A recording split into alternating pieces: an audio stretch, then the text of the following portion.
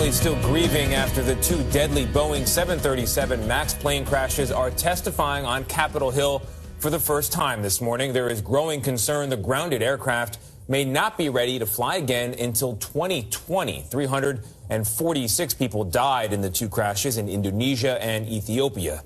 Chris Van Cleve spoke to the family of one of the victims, and he's on Capitol Hill for us. Chris, an emotional day for them. Good morning. Well, good morning. Emotions certainly are running high as the families appear before the House Transportation Committee. The committee has been hearing from various stakeholders involved in the 737 MAX grounding and investigation, but not directly from families, and that's prompted some to demand a chance to be heard by lawmakers. Samya Stumo was just 24 years old when she boarded Ethiopian Flight 302 in March. The Boeing 737 MAX crashed minutes after takeoff, killing all 157 people on board. Families need to be involved with the process. Michael Stumo is Samya's father. Two pilots don't have the strength to overcome what the plane is doing to try to ram it in the ground, in this case at 500 miles an hour, where our daughter's body parts got mixed with other people's body parts and plane parts and mixed with the dirt. Investigators believe a faulty sensor triggered the plane's anti-stall system, pushing the aircraft into a dive. A similar set of circumstances is believed to be the cause of the Lion Air 737 MAX crash last October in Indonesia, which killed 189 people.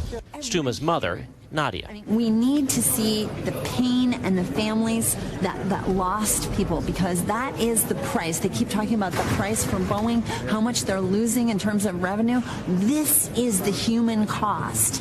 Testifying alongside Michael Stuma will be Paul Giroge. He lost his entire family when Flight 302 fell from the sky. He says he is so grief-stricken he hasn't been able to bring himself to go back to his family's Canada home. My family died because of Boeing's negligence, arrogance, management, what I call management dysfunction, and lack of internal oversight within Boeing. Our purpose is to understand what happened in the accident so we can make flying even safer. In May, Boeing CEO Dennis Muilenburg spoke exclusively with CBS Evening News anchor Norah O'Donnell. And in some cases, that means understanding that leads us to improvements in the airplane design, such as the software improvement. And we own that. We have that responsibility. Boeing software engineers are working to resolve design issues with the 737 MAX, but there's growing concern the grounding could stretch into 2020.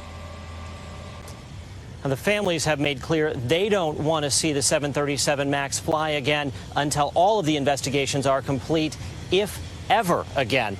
Now, the MAX has been grounded longer than any other fleet of airplane in the FAA's history, and there is growing concern in some aviation circles that it may not fly passengers until sometime in 2020.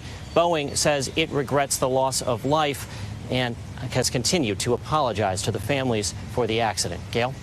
I'm sure an apology is not enough. You know, it's so important to remind people about the human cost. Yeah. That young man, my age, you think of your own family. Yes. You lose everybody. To lose your entire children, family. his wife, and his mother-in-law. You can't even go home.